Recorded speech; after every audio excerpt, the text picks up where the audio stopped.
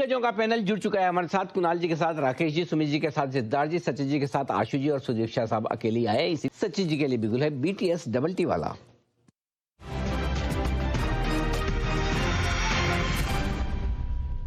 सचिन जी बताएं sir. Good afternoon Anil ji, good afternoon Neha, good afternoon to all the panelist. Anil ji, same space यहाँ पर मुझे लग रहा है कोलपाल में भी एक शानदार ब्रेकआउट नजर आया है। फ्रेश मोमेंटम पिछले आधे घंटे में यहाँ पर डेवलप हुआ है। मुझे लग रहा है ये मोमेंटम चेज करने में कोई हर्ज नहीं है। स्टॉप लॉस आपको लगभग अराउंड 2155 पे लगाना है ऑन क्लोजिंग बेसिस। पहला टारगेट होगा अराउंड 2220 का, पोजिशनल टारगेट होगा अराउंड 2280 का। फ्रेश लॉन्ग पोजिशन ऐड करने हैं कोलपाल के फ्यूचर्स में। स्टॉक्स यहाँ पर एक्शन भरपूर। आइए सॉरी सचिन जी फरमाए। सॉरी हो गई जी, बिगुल तो आपने किसी अरे हो गई भाई साहब, गलती हो गई, माफ अगली बार आपका अलग से बजा दो। सचिन जी मुझे भी माफ कर दो, बंसल जी को भी कर दो। बताएं सर। अनिल जी, पिछले सोमवार को हमने एक peak of the series highlight की थी डिवीज लैब के काउंटर में। एंड मुझे लग रहा है कि जिस तरीके से ओवरऑल निफ्टी फार्मा पोजीशन है, ये पर्टिकुलर महीना फार्मा के लिए एक आउट परफॉर्मिंग मंथ होना चाहिए। एक काफी शानदार रैली ऑलरेडी पिछले 4 दिनों में इस पर्टिकुलर स्टॉक में एग्जिबिट हुई है। एंड जिस तरीके से, जिस कन्विक्शन से इसने 6600 को भी पार किया है, मुझे लग रहा है इमीडिएट बेसिस पे हमने एक 6850 का पहला टारगेट दिया था। मुझे लग रहा है वो टारगेट रिवाइज करके लगभग अराउंड 7100 के आसपास में लेके जा रहा हूँ इस पर्टिकुलर सीरीज के लिए। तो यहाँ पर मोमेंटम के लिहाज से भी यहाँ पर फ्रेश लॉन्ग पोजीशंस अभी भी चेज किए जा सकते हैं डिवीज लैब्स के फ्यूचर्स में।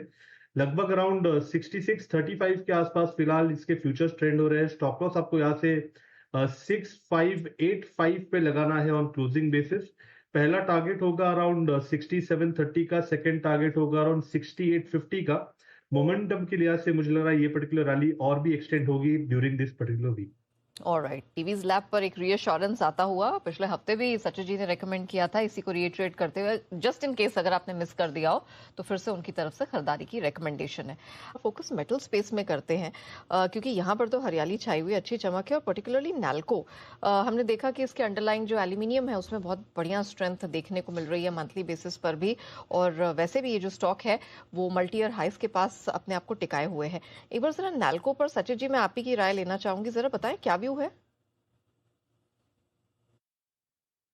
यहाँ पर ओवरऑल एक काफी शानदार तेजी ऑलरेडी डेवलप हो चुकी है।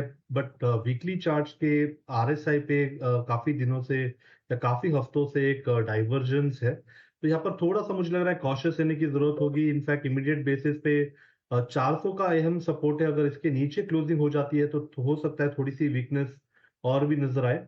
तो यहाँ पर फिलहाल तो कोई मोमेंटम चेज करने की सलाह नहीं होगी। ऑन द कॉन्ट्ररी 420 से लेके 400 ये एक इम्पॉर्टेंट क्लस्टर है। अगर इसके बाहर मूवमेंट होती है उसके बाद ही मुझे लग रहा है एक डायरेक्शन मोमेंटम मिलेगा। फिलहाल क्रिटिकल सपोर्ट है 400 का, अगर वो ब्रीच हो जाता है तो एग्जिस्टिंग लॉन्ग पोजीशन से भी थोड़े से हल्के होने की ही सलाह होगी।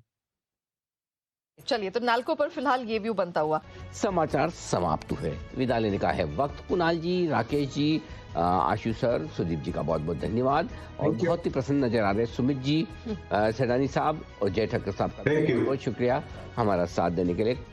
आप सबसे होगी फिर मुलाकात। मुझे और नेहा को इजाजत दीजिए। नमस्कार।